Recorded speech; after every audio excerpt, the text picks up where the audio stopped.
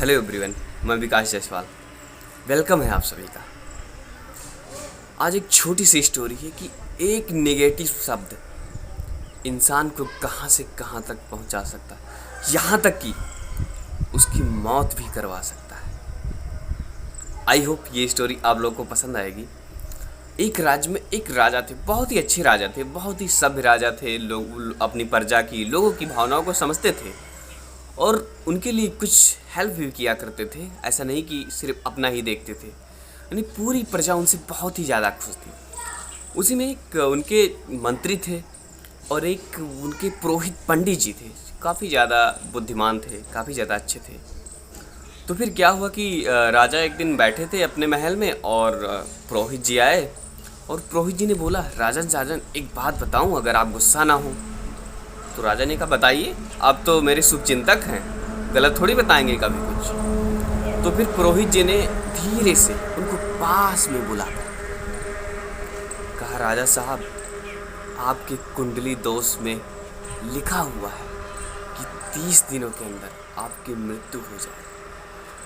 ठीक इसी टाइम 30 दिन में आपकी मृत्यु होगी। राजा साहब कहे, अरे ऐसा कैसे हो सकता है, ना मुझे कोई रोग है, ना कुछ परेशानी है, अच्छे से लाइफ चल रही है, ना कोई टेंशन है, फिर ऐसे कैसे, ना कोई राजा आक्रमण करने वाला है, ना किसी से मेरी लड़ाई है, ऐसा कैसे हो सकता है। तो पुरोहित जी ने कहा, नहीं, ये लिखा हुआ है आपकी कुंडली में। राजा ने कहा, ठीक है, देखा जाएगा जब होगा सो। फिर क्या हुआ, उस दिन राजा को कुछ नहीं हुआ, कुछ भी टेंशन नहीं हुआ, आराम से गए, खाए पिए, लेटे। फिर दूसरे दिन राजा साहब को थोड़ा सा टेंशन। दूसरे दिन रात में वो थोड़ी कम नींद लिए, 2 घंटे कम सो पाए। उस बात को वो रिपीट करते गए, सोचते गए, शायद उसकी बात सही ना निकल जाए। फिर तीसरे दिन क्या हुआ, राजा साहब की 2 घंटे की नींद और खराब हुई। राजा साहब ने रात में सिर्फ 4 ही घंटे सोए और उनके दिमाग में थोड़ा सा असर पड़ने लगा, क्योंकि उसी बात को वो रिपीट करते रहे। फिर तीसरे दिन राजा ने पूरी की पूरी रात नहीं सोया और वो अब निगेटिव रहने लगे, अपसेट रहने लगे। फिर अगले दिन राजा साहब की तबीयत खराब हो गई, परेशान हो गए।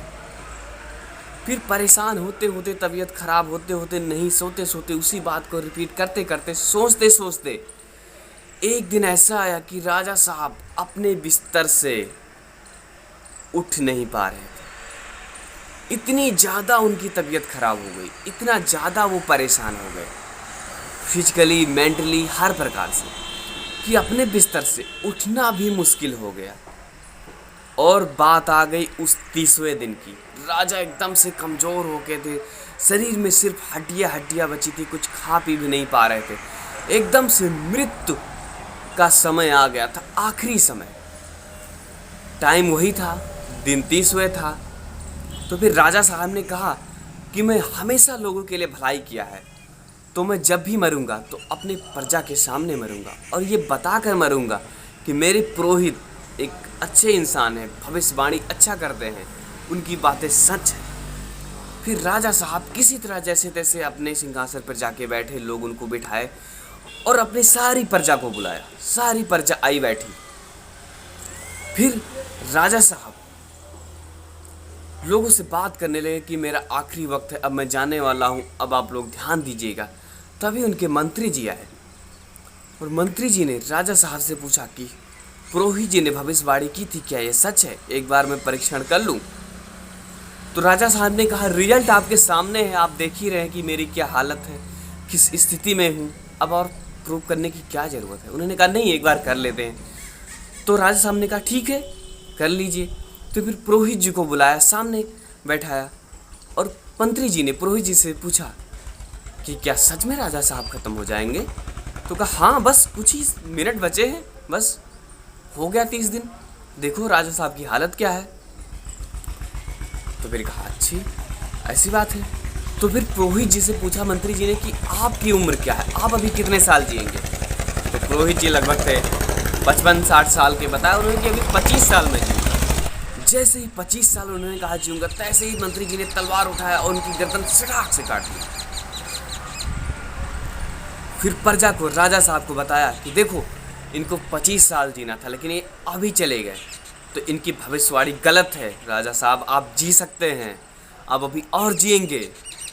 राजा साहब एनर्जेटिक हो गए, उनके अंदर ऊर्जा आ गई और राजा साहब धीरे धीरे करके 1 हफ्ते 10 दिन के अंदर पूरी तरीके से ठीक हो गए।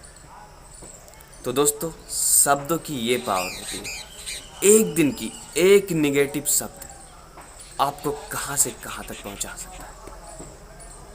आई होप आप सभी को ये स्टोरी पसंद आई होगी और अपने लाइफ में आप लोग हमेशा अप्लाई करेंगे, क्योंकि हमेशा आप पॉजिटिव बोलिए, लोगों को पॉजिटिव शब्द दीजिए और पॉजिटिव बनकर पॉजिटिव कामों में पॉजिटिव शब्द लगाकर काम कीजिए, हमेशा अचीवमेंट आपको मिलेगा। तो दोस्तों, मिलते हैं फिर अगले वीडियो में। अगर चैनल को सब्सक्राइब ना किया, सब्सक्राइब कर लीजिए, लाइक करिए, शेयर करिए। Thank you, bye bye.